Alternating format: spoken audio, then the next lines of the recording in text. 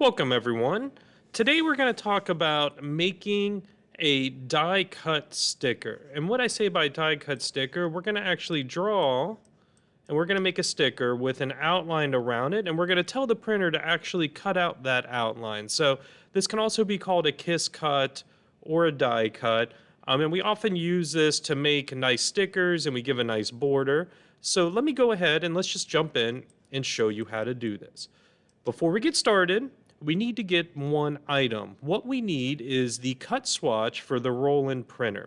To get this swatch in my class, you're going to go to Canvas, go to your OCP, and at the very top, there's a button for Digital Design Resources. And this is going to open up my class web page where I just share different things. Depending on the year, it may look slightly different, but we're going to scroll on down, and underneath Resources, I have a folder called Design Templates. And in design templates, this is where I'm putting different things we may use, one of them being a folder for Roland swatches.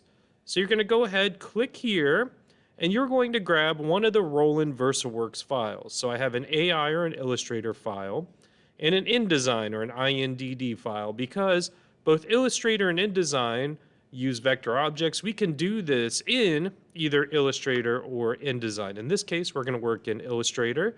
So I would go ahead and just download this file. Now, let me go ahead and download it. So this is on my computer. Now I'm ready to get started with the actual project. So working on a die cut, we're going to go ahead and we are going to load our swatches before we get started with anything else. So I have my swatch panel here, and I'm going to load. So I'm going to click here, say Open Swatch Library. And I'm going to go down to Other Library. And I'm going to go to my downloads and I'm going to load up these VersaWorks swatches. And the one I really need is the one called Cut Contour.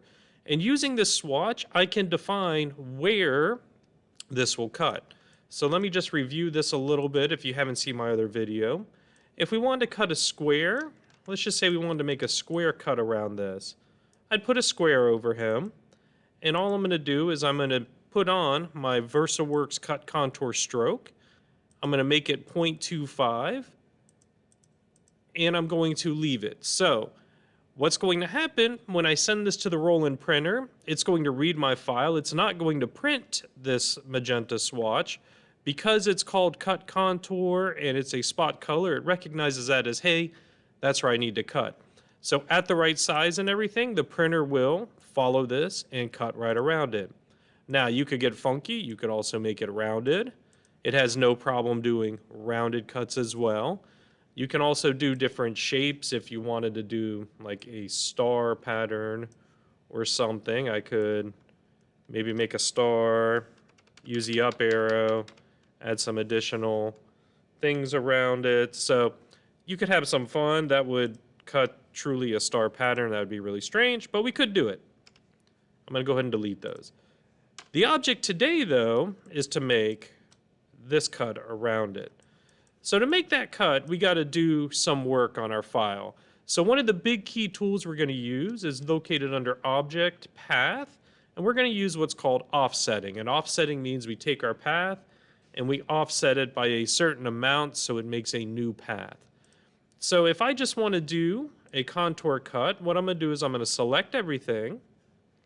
I'm going to copy it, so edit copy. And I'm going to go to my layers and we could do a new layer if we want, why not? I'll make a new layer, I'll put it below my artwork, and I'm going to paste. You know what, I'm not going to paste. I am going to paste in front, that way it pastes in the exact same location. So let's hide layer 1 and we're going to work on this one. So the goal now is I need to make this into a solid object so I can give it our stroke. Easiest tool, and just give it a try. I'll go to Pathfinder and I just want to unite everything. And I'm going to click Unite. Luckily for me, this one was ready to go. I've united it into one shape. And if I wanted to cut exactly on that contour, I could do my swatch. Let's see, no fill. We'll do my swatch at 0.25. And that would cut a perfect contour around my artwork. You see the line there? It would cut perfectly. Now, some things I got to tell you about that. My printer is good. It's really good, but it is not always perfect. So if you want to cut right to the color, I highly recommend building in a bleed around the color. So how could a bleed look like for this? Well, we could get simple. You could just put a solid shape of color behind it. Maybe a nice, whoops, I don't want a stroke. I want a black fill. Maybe a nice black fill. And now, send that to the back. Now when this goes to cut, it'll cut there, and the black fill will be left on the outside. So I could do that, and I know if it kind of misses a little bit, it's going to cut the line. I might need to add some white down here as well to cover where the white wheels are. So you have to think about that. So this is where that concept of bleed really comes into the artwork, because we're asking this cutter to be highly precise and cut this for us. But let me go back and let's take a few steps back here. I'm just going to undo, get it back to the green shape here. What if I want to give it the effect? Where's my other artwork here? Oh, did I delete it already? I think I did. Oh, it's hidden. There it is. What if we want to give it this effect where I have this white border around everything? So let's talk about offsetting paths. So again, we've already made our shape. I used the Pathfinder tool. We've made this. So now we're going to offset this path. So we're going to go to Object, Path, Offset. And here in the offset, you can choose how much you want to offset it. So you could do something like 2 pixels if you want it very close. You could also use this to make that black bleed. Or in my case, I think I tried it earlier, I kind of like 5 pixels. It's a little bit further out. You can change how your corners are being used. Are they rounded? Are they beveled? You're going to notice sometimes when you have sharp curves, you might end up with some oddness you have to go in and actually fix. And you can also play with the miter limit, which helps in all your joins. I'm going to go ahead and just click OK. And what it does is it actually makes a new path. So I have 2 paths here. I have my original and I have my offset path. I can go ahead and delete my original.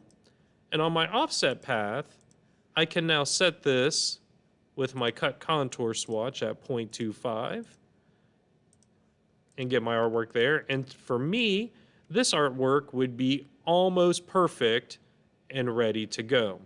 The reason why I say almost perfect, the one thing I did not do, I did not make sure the size I was actually working at is the size I want to print this. So I would modify my artboard to be the correct size, because all that is wasted paper. And I would double check my dimensions. I don't even know what my dimensions are on this one. It'd be roughly 4 inches tall. I guess I could go look at the artboard here. It would be almost 4 by 4 inches. So that's a good size sticker right there, pretty big. So if I were to redo this video, I would tell you guys, start at the size you want your item to be, and then you start doing that. But the bigger point is, you've learned how to get the swatches, and you've learned how to do the offset path and to make an actual contour cut around an item. And hopefully, this will help you get some nice contoured artwork out of the classroom.